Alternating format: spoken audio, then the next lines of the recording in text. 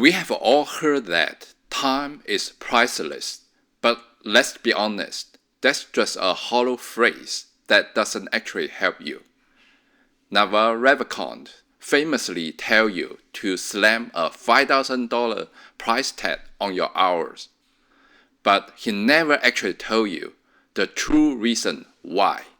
Today you are going to discover the real secret behind that number and why it's mathematically reasonable for your success. By the end of this video, your time won't be an abstract concept anymore. You won't just feel more productive. You will have a logical framework and deep understanding that make it impossible to waste another hour. We tell ourselves we are busy, but if we are honest, we are just vibrating in place. We are stuck in the same location for a long time. That suffocating space where you are too stressed to actually relax, but you are too distracted to actually produce. It's a quiet, slow-motion disaster. Picture this. You are standing in your kitchen. A mug of coffee you make an hour ago is sitting there, stone cold. You are leaning against the fridge, mindlessly scrolling through a feed of people you don't even like. You feel a heavy door pressure in your chest because you know there's a project, a passion, a dream waiting in the other room. But you are paralyzed. You are drowning in notification and small decisions. Watching the afternoon light fade through the window, knowing another day is slipping through your fingers. That isn't just procrastination. That's you watching your potential evaporate in real time. Or maybe you are at your desk, hovering your cursor over a buy button for a tool that would reclaim 5 hours of your week. It costs $100. You flinch. You close the tab. You tell yourself you are being responsible by saving that money. But in reality, you just sentence yourselves to 5 more hours every week of manual, soul-crushing slogging. You just trade 5 hours of your irreplaceable life to save $100. In that moment, you didn't value your time at 5,000. You value it at 20. The core reason this happened is simple. You don't actually know how much value we are losing when you are bleeding time. You are making high-stake trade every hour, but you are doing it without a scoreboard. You don't have a price tag to guide your decision, so you treat your time like it is an infinite resource instead of your most expensive asset. And until you put a number on it, you will continue to lose a fortune you aren't even earned yet. So why does Naval slam a $5,000 tag on an hour? Why isn't 100 or even 500 enough? To understand that, we need to look at the mathematical architecture of focus. Time has a property called invariance. 1 hour today is the same as 1 hour 10 or 20 years from now. You won't get more and you won't get less. But as you create more assets, knowledge or physical, your hourly value changes. If you are making 10 million a year and working 40 hours a week, that's about 2,080 hours per year. Your hourly income is roughly $4,800. That's where the 5,000 rate comes from. But the invariance of time doesn't complete the loop. We need to dig deeper. We have to acknowledge one fundamental law of the modern world. The market waits for no one. Even single idea you have started with a massive potential value, but that value is on a timer. This is the idea decay curve. The benefit margin of an idea is exponentially decaying over time. It doesn't matter how great your product is. If you launch it when everyone else already have one, or even the world has moved on, the value drops to near zero. Now look at how most ambitious people operate. They have 10 great ideas. They are busy, stressed, and working 80 hours a week. But what they're actually doing is running from one pot to the other, giving each one a tiny drop of water. Here's how that looks on your progress graph. If you spread your energy across 10 lines, your progress slope is almost flat. Because the slope is so low, it takes an agonizingly long time to hit the breakthrough threshold. That's the moment you can actually launch your idea and collect the benefits. By the time you get there, you are missing the window. Your shallow slope intersects the idea decay curve after the value already hit zero.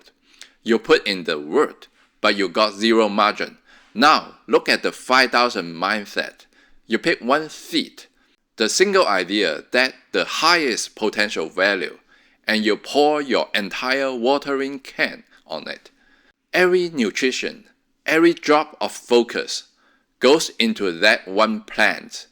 Look at the slope difference. Because all your energy on one line, your progress slope is incredibly steep. You are moving fast. You hit the breakthrough threshold while the idea decay curve is still at its peak. You capture the maximum potential value. The high price test forces you to choose one plant that can survive that watering. A $5,000 hours demand 10 million plants. Once you see that geometry, you realize that any delay isn't just a minor annoyance, it's a direct thief of your future net worth. Remember the kitchen, standing there scoring? You are waiting while the idea decay curve keeps dropping. While you were looking at the notifications, the value of that passion project was bleeding away. Every hour you spend not starting, you are paying that exponential decay out of your own pocket. It only takes a few wasted hours to drop 100,000 off your benefit curve. Now recall the $20 task you wouldn't outsource. You think you are being frugal, but what you are actually doing is artificially flattening your own progress slope. By choosing to do manual slow work rather than investing speed, you just guarantee that you will hit that threshold too late. You voluntarily surrender the breakthrough. But here's the most scary part. Most people have their focus so distracted, either by too many projects, by scoring, day after day, year after year, that none of their projects are at peak value. When they reach the threshold, they never realize they lose the enormous value of their time. Because they always see the bottom of the value curve, and in their mind, $20 or $100 an hour is the norm. Knowing the math is one thing, living is another. If you want to stop firing your future self, you need a system. Step 1. Anchor your ambition. First, you need a concrete price tag. This isn't about what you get paid today. It's about your highest ambition. If you want to earn $10 million a year with 2,080 working hours, your math is simple. You are at a 4,800 hourly rate. Write it on a sticky note, slap on your work desk, put it on your notebook and your phone. Make the number your secret personal symbol. The purpose is to have a simple reminder for yourselves. Every time you look at it, ask, am I acting like a $5,000 asset right now?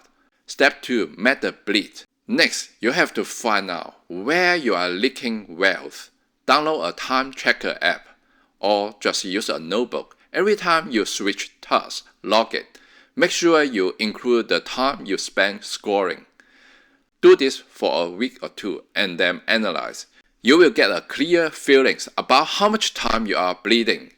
But don't be upset if waste is huge, because God is equal to everybody. you have a much higher improvement possibility than those highly efficient people.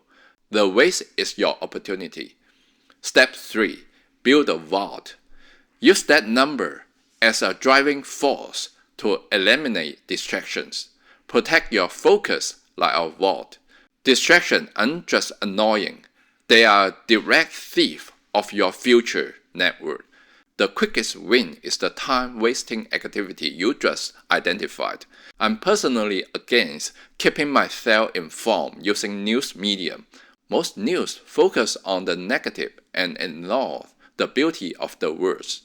If the news is important enough, you will learn from someone. And be mindful when you buy things. Your hourly rate reminds you of the underestimated value of your time. I fully support purchasing for efficiency, but I'm against purchase for burden. Whether that's financially or physically, I'm against just-in-case buying. If it doesn't make you faster, it's just more weight on your slope. Valuing your time at $5,000 an hour isn't about arrogance. It's about mathematical necessity. You cannot reach high-value destination with a low-value mindset. Think of your ambitions as a garden in the middle of the desert. Your time is the only water you have. How many plants are you going to grow in your desert garden? Which one is your focus? Let me know in the comments. Thank you for watching.